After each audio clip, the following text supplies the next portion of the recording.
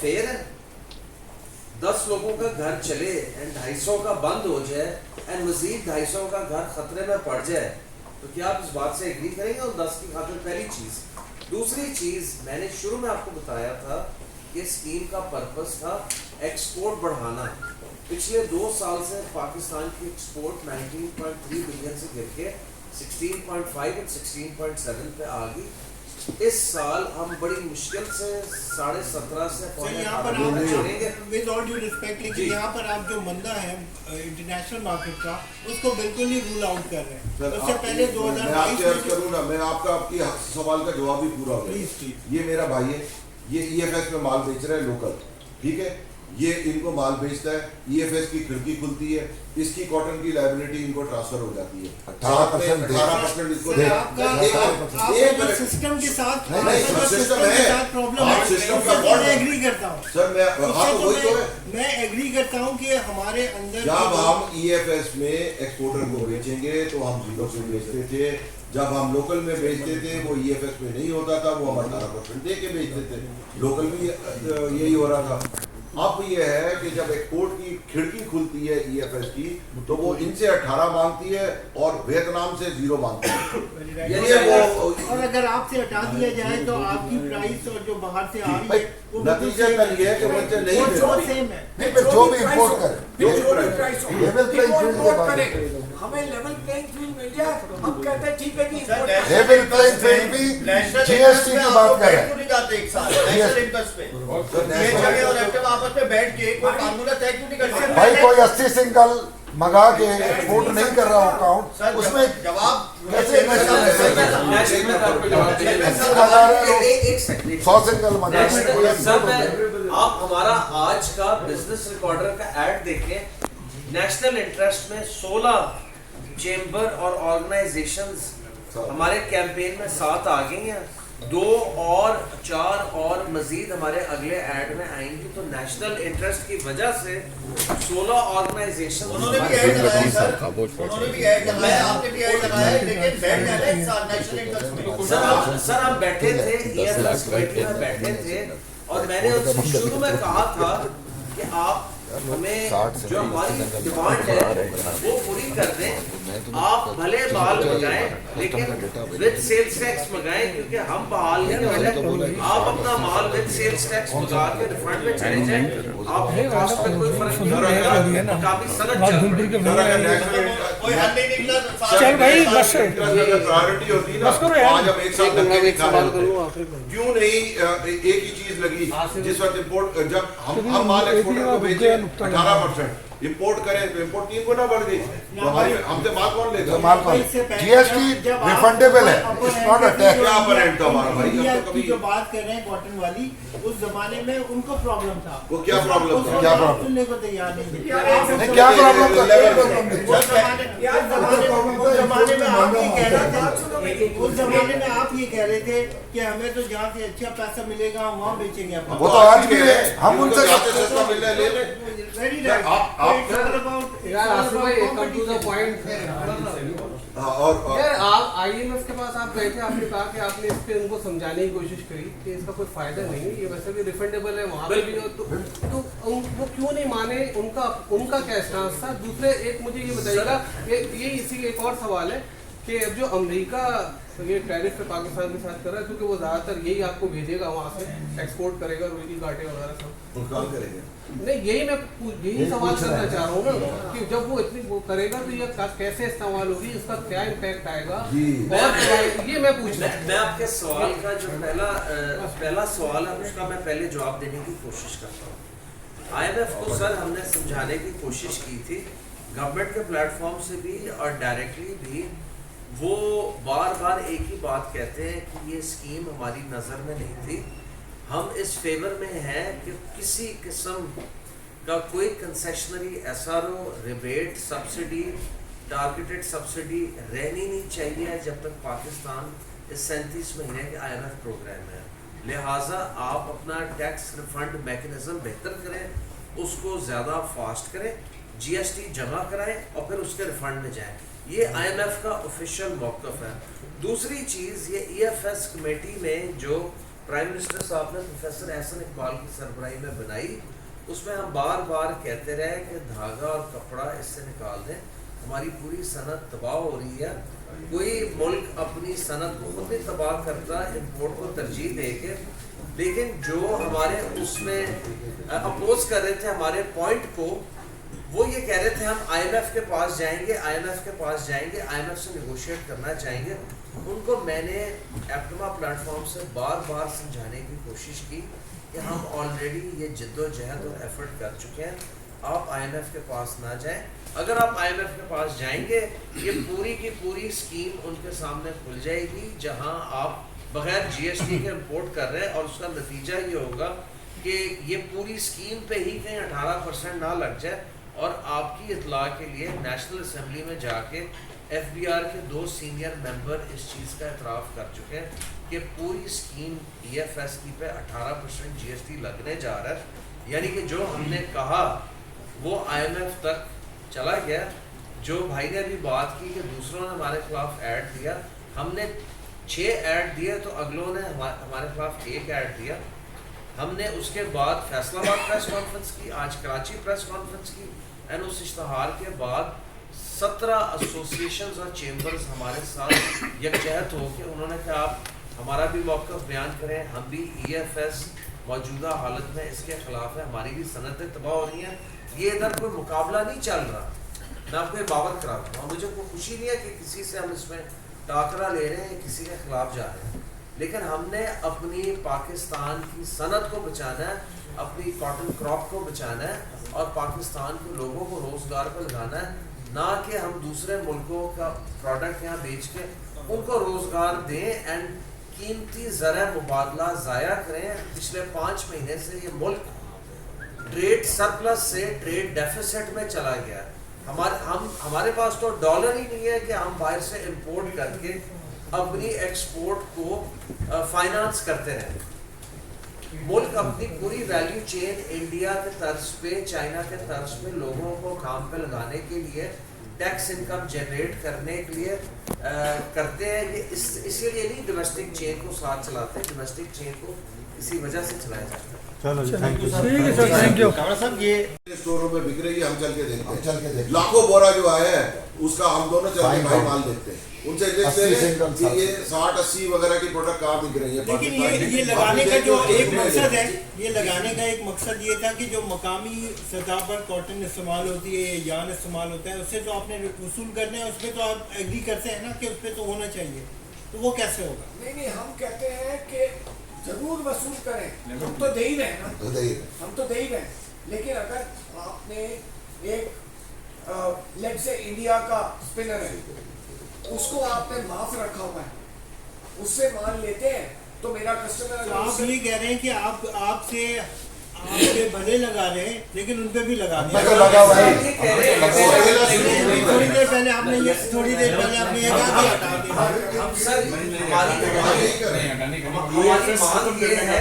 हमारी मांग ये है कि दोनों पे एक जैसा सलूक करें, अगर एक जैसा या दोनों पे लगा दें या दोनों पे। कैसे हो सकता है? बिकॉज दोनों का जो मॉडल है कारोबार का वो अलग है। आप दोनों जगहों पे बेच रहे हैं माल, यहाँ पे भी बेच रहे हैं, लोकल मकामी मार्केट में भी, और आप एक्सपोर्ट भी हो रहा है। उनका जो माल है वो सिर्फ वो आ रहा है, वो एक्सपोर्ट होकर जा रहा है। बीच में क्या खराबी है, बीच में क्या खराबियाँ हैं, दैट इज हमारा सिस्टम है वो हर जगह खराब है, राइट? तो फिर आप ये भी बता दें कि जो आप कह रहे हैं वो जो मकामी सतह से हमने उन्होंने जमा करना है वो कैसे होगा? मेरे भाई मैं ये आपको पावर कराना चाह रहा हूँ कि मैं 11 महीने से जंग में लगे। ठीक है, अगला सवाल।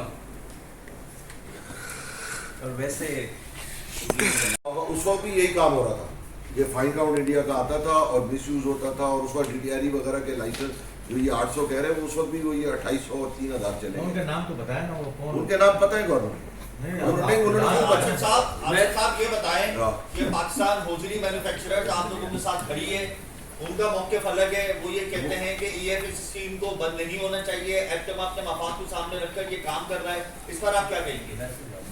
मैं इसका ये जवाब दूंगा कि हम कतन EFS स्कीम के खिलाफ नहीं है। हम किसी का right to import under EFS उनसे नहीं ले रहे। हम सिर्फ ये समझाने की कोशिश कर रहे हैं कि इस स्कीम का जो पर्पस था वो डिफीट हो चुका है, वो अब ओरिजिनल पर्पस नहीं रहा। लिहाजा इसमें से हमारी सनत जो बनाती है धागा और कपड़ा, उसको निकाल दिया जाए, क्योंकि उसको बहाल तो कर नहीं सकते EFS में, तो उसको निकाल दिया जाए। तो PHMA का मौक़िफ़ हमारे मुखालिफ है। हम PHMA की इज़्ज़त करते हैं। हमने उनको बार बार समझाने की कोशिश की, लेकिन उनका मौक़िफ़ हमारे मौक़िफ़ से फ़िलहाल अलाइन नहीं कर रहा। आप दे रहे हैं सर, ये सर मैं इसका जवाब देता हूँ। बात दरअसल है कि आप उनके बयान देख लें जिस वक्त इंडिया बैंड हो रहा था 2019 में, सबसे आगे वो मछली की तरह तड़प रहे थे कि जी इंडिया से नहीं होगा तो मर जाएंगे, हम मर जाएंगे। उसके बाद 20 बिलियन कैसे हो गई 2022 में एक्सपोर्ट, जो आज 24 बिलियन की तरफ जा रहे थे। आप उनसे ये पूछे कि कौन है गलत अनासिर, उनका नाम हमसे नहीं उनसे मांगे कि कौन है जो इतनी बड़े पैमाने पे चोरी कर रहा है। गत्ता चोरी से लेकर केमिकल चोरी से लेकर कौन सी चोरी है जो इसमें नहीं हो रही। डाइस में पूरी मार्केट में डाइस केमिकल की इंपोर्ट ही खत्म हो गई। ऑफिशियल चैनल पे चोरी कर रहे हैं। एक चीज भाई और- उनसे पूछे ना एक चीज और तुम्हारे पूछे। कौन से गंदे मछले तुम बताओ।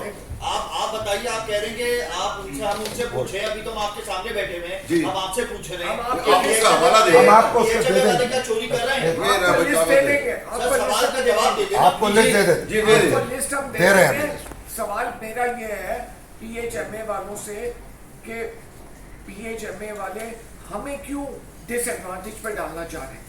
ये कहाँ का इंसाफ है कि हम इस मुल्क में रहते हैं, हम पाकिस्तानी बाशिंदे हैं, हम पाकिस्तान की सनत चलाते हैं, हमें सेल टैक्स में डिसएडवांटेज पे डाल दिया गया है। और जो इंपोर्ट कर रहा है, जो माल बाहर से आ रहा है, एक स्पिनर बैठा हुआ है वियतनाम में, उससे माल लेना सस्ता पड़ता है और मुझसे माल लेना महंगा पड़ता है। क्यों? EFS की वजह से। तो हम तो लेवल प्लेइंग फील्ड मांग रहे हैं और कुछ नहीं मांग रहे। क्या ये हमारा हक नहीं है कि हमें लेवल प्लेइंग फील्ड दी जाए? मैं आपको ये बड़े आसान अल्फाज में समझाता हूँ। ये एक चीज़ है जो आप यहाँ बेच रहे हैं 100 रुपए की, ये बाहर से 90-95 रुपए में आती है, सिर्फ इसलिए कि बाहर की बिजली सस्ती, बाहर शरह नहीं, अभी कम, बाहर उसका गैस क्वालिटी है ना। अच्छा अब क्वालिटी का भी फर्क है। नहीं, क्वालिटी का कोई फर्क नहीं। क्वालिटी का भी कोई इतना लंबा फर्क नहीं है सर, ये उनका मौक़िफ़ हालत है। अगर देखें हमारी क्वालिटी मनफी होती बाहर की क्वालिटी की निस्बत, तो पाकिस्तान के टॉप एक्सपोर्टर हैं जो अमेरिका एक्सपोर्ट करते हैं, यूरोप एक्सपोर्ट करते कर हैं। रहे थे। नहीं ना हमारी कॉस्ट का कोई इशू है ना किसी चीज का। जैसे यासीन भाई ने बताया कि अगर हमारे माल पे 18% है तो इंपोर्ट पे 18% हो रहा होना हमारा चाहिए। हक है। पाकिस्तानी होने की हैसियत से हक है। जा रहे थे हुकूमत के खिलाफ। किसके? हुकूमत एग्री है। हुकूमत एक ही है भाई, है। आपने हुकूमत हौसली एग्री है। वालों को बोले उनका जवाब दो। मैं आपको बता रहा हूँ हुकूमत एग्री है इस बात पे कि 18% लगना चाहिए, लगना चाहिए। बराबर होना चाहिए। बराबर नहीं। ठीक है। और अगर उसके बाद उनको दुनिया से जहां से माल पसंद आ रहा है वो मंगाए, 18% दे, रिफंड ले ले। रिफंड ले ले। हमने कब मना किया है कि वो- अगर मतलब ऐलान करेगी तो ठीक है, नहीं है तो हम लोग फिर हम अपना लायबल तय करेंगे। हमें मौजूदा सर्कमस्टांसेस में कबूल नहीं है। तो आपका होमवर्क लेट नहीं हो गया? जी इसमें जैसे आपने अर्ज किया कि हम पिछले बजट में जब ये लगा था, जब से लगे हैं हमारे 29 मेरे ख्याल में सेक्टर इस्लामाबाद में हमें मुख्तलिफ तरीके से पहले सारी हमारी कोशिश की कि ये जो है वो लोकल जो हटा है वो बहाल हो। उसकी मेहनत करते रहे, FBR वगैरह में गए, फिर कई दफ़ा ये IMF से पुटअप हुआ। फिर जब जैसे उन्होंने बताया कि हमारे फाइनेंस मिनिस्टर साहब ने फ्लोर ऑफ असेंबली पे अनाउंस किया, तो बात कन्वर्टेड को कन्वर्ट करने की नहीं थी। उनको सब पता था कि ये गलत है। प्रॉब्लम वॉज कि जी वो सोल्यूशन के तौर पे इंपोर्ट पे सेल टैक्स नहीं लगाना चाहते थे, रिफंड वाला। It is not a tax, refundable. अगर मैं इनसे यान खरीदूँ तो वो या कपड़ा खरीदूँ तो मैं सेल टैक्स दूंगा और रिफंड दूंगा। जब मैं वही कपड़ा वियतनाम से मंगाऊंगा तो ना मैं टैक्स दूंगा ना रिफंड। पार्टी ब्रोकर्स एसोसिएशन की नुमाइंदगी की बहुत बहुत शुक्रिया आपका, आप आए। And very well explain. ये हमारे यासीन सिद्दीक साहब हैं, ही इज़ माशाल्लाह involve with corporate farming for organic, और he has achieved 8000 acres of organic. ये ज़रा सा उसको बताएंगे कि मुल्क में किस तरीके के काम हो रहे हैं और किस तरीके से लोग आगे बढ़ रहे हैं, और वो तमाम चीज़ें तबाह हो जाएंगी। इसमें तो बहुत काम हो रहे हैं और सिर्फ हमने नहीं, जो बड़े बड़े एक्सपोर्टर्स हैं, सूती हो गया, आर्टिस्टिक हो गया, बहुत कहने वाले जो लोग हैं जिनको ज़रूरत होती है ऑर्गेनिक कॉटन की सर्टिफिकेशन की, ये ज़ुबैर साहब बैठे हैं, सर्टिफिकेशन भी इनके थ्रू ही होती है। तो 8,000 एकड़ मैंने भी काश्त किया है सिंध में, यहाँ पे तो रोड़ी की तरफ, हाँ सालेपट की साइड पे। तो माशाल्लाह पिछले साल भी किया था, इस साल भी तो हो गया है, तो इस साल हमें सर्टिफिकेशन भी कुछ मिल गई है। तो हम तो ये इस तरह से भी आगे बढ़ रहे हैं, पूरी इंडस्ट्री आगे बढ़ रही है। लेकिन ये जो EFS का मामला आ गया, अब हमें तो नॉर्मली मिल चलाना मुश्किल पड़ गया हुआ है। क्यों कि पैसा जो हमारा, जो हम यहाँ उधार बेचते हैं, पहले हमारी अकाउंट रिसीवेबल का पीरियड होता था 45 डेज का, वो अब 90 दिन पे चला गया। इसलिए कि हमारे जो ग्राहक थे वो इंपोर्ट करते, पैसा हमारा रोक के बैठे हुए हैं। अब हम क्या करें? इसके अलावा कोई चारा नहीं है कि हम प्रोडक्शन कट करें, तो हमें शिफ्टें बंद करनी पड़ती हैं। कभी कभार हम कभी भी छुट्टी वाले दिन में मिल बंद नहीं करते थे, अब हम छुट्टी वाले दिन सोचते भी नहीं है मिल को बंद करते थे, इसलिए कि पैसा जो जाएगा वो घूमकर वापस ही नहीं आएगा। कब तक इस तरह चला सकते? हमें समझ नहीं आती कि हम कितना और चल। ये बजट का इंतज़ार है, अगर इसके अंदर EFS का मामला सीधा नहीं होता तो then we will think about closures. इसके अलावा कोई चारा नहीं। Thank you ji ji, thank you so much. जैसे मैं बस एक, हम अपने इश्यूज और कंप्लेंट्स तो बताते ही हैं, लेकिन साथ साथ हमें थोड़ी सजेशंस भी देनी चाहिए ताकि जो हायर लेवल्स पे बैठे हैं उनके लिए कोई उस सोच के हिसाब से भी कुछ होना चाहिए कि क्या फ़ैसले हों और कितनी जल्दी हों। तो जैसे मैंने पहले बताया कि पाकिस्तान के टोटल एक्सपोर्ट अर्निंग्स जो हैं वो कॉटन या cotton related products, more than 50% cotton जो है वो कॉटन रिलेटेड हैं। तो उसको देखते हुए एक सजेशन है, हम जानते हैं कि गवर्नमेंट बहुत एक पॉजिटिव स्टेप्स ले रही है और we all favour whatever government decides in boosting the exports basically and for the trade also. तो उसमें कॉटन जो कि मोर देन 50% एक्सपोर्ट अर्निंग में काम करती है, और उसको अगर स्ट्रेटिजिक सेक्टर में अगर डाल दें कि जिसका कोई भी अगर इशू हो तो वो वॉर फुटिंग पे, जैसे हम वॉर फुटिंग पे कोई चीज़ें करते हैं, तो कॉटन रिलेटेड किसी भी सेक्टर का कोई इशू हो वो वॉर फुटिंग के ऊपर उसको एड्रेस होना चाहिए ताकि वो पेंडिंग नहीं हो। क्यों? रीज़न क्या है कि अगर कॉटन की अर्निंग हमारी टोटल पाकिस्तान अर्निंग में मोर देन 50% है, तो इसका मतलब है कि हमारी टोटल आबादी का कम से कम 10 करोड़ तो कॉटन से रिलेटेड होंगे लोग। और अगर कोई एक पॉलिसी जो कि कहीं ना कहीं हर्ट कर रही होती है किसी न किसी लेवल पे, तो वो यानी कि वो उतने ही लोगों को हर्ट कर रही होती है। तो गवर्नमेंट एज ए गवर्निंग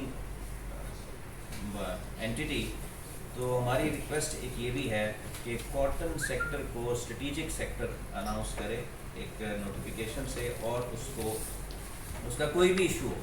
एक तो अभी हम आज EFS के लिए बैठे हैं, लेकिन क्योंकि एक ये ऑनगोइंग चीज़ें होती हैं तो उसके लिए हमें 2-2 साल ना लगें किसी भी से एरिया में कॉटन से उसको हल करने के लिए। तो हमारी रिक्वेस्ट यही होगी, आप सब हमारे भाई हैं, मीडिया से हैं, तो आप ही हमारी आवाज़ ऊपर तक, हमारी इल्तजा कहूँगा, पहुँचा सकेंगे कि उसको एक स्ट्रेटिजिक सेक्टर अनाउंस करके और वॉर फुटिंग पे उसके कोई भी इश्यूज हों तो उसको हल किया जाए। बड़ी मेहरबानी साहब। ये सिर्फ और सिर्फ एक रिक्वेस्ट ये है, और एक जो सबसे बड़ी खुशी की बात है, हमारी हमेशा से ये क्रेविंग रहती थी कि एप्टमा और PCGA इकट्ठे क्यों नहीं होते, and thank God on this issue and cotton production के ऊपर ये इकट्ठे हैं। दे आर वर्किंग, का वर्किंग रिलेशनशिप बहुत ज़्यादा अच्छा है and we are very happy. पूरी इंडस्ट्री में इस चीज़ की बहुत खुशी है, एटलीस्ट कि किसी चीज़ के ऊपर हम इकट्ठे हुए। हमने एक मैसेज बड़ा कम्युनिकेट किया था, बड़ा इंपॉर्टेंट मैसेज था। ये जो 4 दिन की जंग हुई है, इस पर भी हमारा $1 बिलियन के करीब हमारा एक्सपेंस आया, और हमने उनको ये मैसेज कम्युनिकेट किया कि पिछले 11 माह में जो आप कई बिलियन डॉलर रेवेन्यू और लूज कर चुके हैं उसका क्या करेंगे? And they agreed on this point. उन्होंने कहा जी बिल्कुल हम इसके ऊपर काम कर रहे हैं, लेकिन बात यह है कि इसका नेट रिजल्ट कब आएगा? वो पॉइंट से एग्री जरूर करते हैं, बातचीत करते हैं, लेकिन आगे अब इसके ऊपर कोई एसआर हो, इसको कुछ खत्म करने की बातचीत नहीं हो रही। मीडिया वाले दोस्तों से सिर्फ हमारी ये गुजारिश है कि इसके ऊपर हमारे साथ दें। This is very important matter, क्योंकि जब आग लगेगी तो उसमें आपके दामन भी जलेंगे। तो मेरा यही सिर्फ पॉइंट था, बाकी टेक्निकल पॉइंट सारे कवर अप कर लिए आपके पास चेयरमैन ने और बाकी लोगों ने। तो माई दिस, क्योंकि मैं लोगों में रहता हूँ, मेरे ब्रोकर्स एसोसिएशन बहुत ज़्यादा परेशान है क्योंकि कारोबार तकरीबन ख़त्म हो गए हैं और दिस इज़ अ डिज़ास्टर। बहुत बहुत शुक्रिया। इसका इतना ड्रास्टिक इफेक्ट है पूरी कम्युनिटी के ऊपर कि यहाँ पे हमारे साथ में इसको डिस्कस किया है कि जो सोशो इकोनॉमिक इफेक्ट है वो इतना हॉरेबल है कि हम बतदरीज खाना जंगे की परिस्थिति। हम अपने इसके ऊपर बहुत कोशिश कर रहे थे। आज से कुछ माह पहले हम इस्लामाबाद के इंतहाई सेंसिटिव पॉलिसी सर्कल्स के साथ इन टच थे फॉर द कॉटन प्रोडक्शन, लेकिन पिछले 3 माह से हम EFS के ऊपर सिर्फ बात कर रहे हैं। उसकी 2 वजूहत कि अगर हम लोकल प्रोडक्शन ज़्यादा करते हैं और हम अमेरिका से मंगवाते हैं, सिर्फ आपकी इंफॉर्मेशन के लिए मीडिया के लिए, जब मैंने 15 मिलियन बेल्स की थी तो हमने उस वक्त भी इंपोर्ट की थी और अच्छी इंपोर्ट की थी। हमें इंपोर्टेड कॉटन चाहिए। आज हमने 5.5 मिलियन बेल प्रोड्यूस की है, जिसमें से 8-7 लाख बेल अभी तक पड़ी हुई है। उसके बावजूद भी हमें बहुत सारी बेल्स मंगवानी पड़ी है, जिससे नेशनल एक्सचेकर को बहुत ज़्यादा नुकसान हो रहा है। एनीवे, इशू ये है, अब EFS पे हम बात कर रहे हैं, हम उन्हें कहते हैं कि हम 10-11 मिलियन बेल्स भी प्रोड्यूस कर लें, हम 20 मिलियन बेल भी मंगवाने को तैयार अगर हो जाते हैं American cotton, there is no problem. तो स्पिन कहाँ होगी? ये इसे चलाएगा कौन? जब आपकी इंडस्ट्री बंद हो गई है, आपने उनको मार दिया है, वो सिर्फ एक चीज़ आपसे मांग रहे हैं कि आप लेवल प्लेइंग फील्ड में। जैसे मैं एक मिसाल आपको दूंगा, जब इंडियन कॉटन बंद हो रही थी उस वक्त पूरी इंडस्ट्री में बहुत शोर था, एक्सपोर्टर मर जाएगा, ये हो जाएगा, फलान हो जाएगा, ऐसा हो जाएगा। हमने इंडियन कॉटन बंद होने के बाद $19 बिलियन प्लस के एक्सपोर्ट की, हाईएस्ट एवर अचीव। क्यों सर मैं सही कह रहा हूँ? इसको पौने 20 के करीब, पौने 20 के करीब हमने अचीव सब की कुछ थी। बंद हुआ था, सब कुछ हमने इंडियन कॉटन का बंद कर दिया। और आज हम थोड़ी सी एक कम्युनिटी को फायदा देने के लिए हम पूरा बकरा ज़िबा कर रहे हैं। हम EFS के ऊपर बात कर रहे हैं बार बार उनके साथ, हम उन्हें ये बताने की कोशिश कर रहे हैं अगर ये मसला हल नहीं होगा तो आप यकीन करें कि आफ्टर फ्यू मंथ्स लाखों नहीं करोड़ों खानदान बेरोजगार होंगे और उसका इफेक्ट पूरे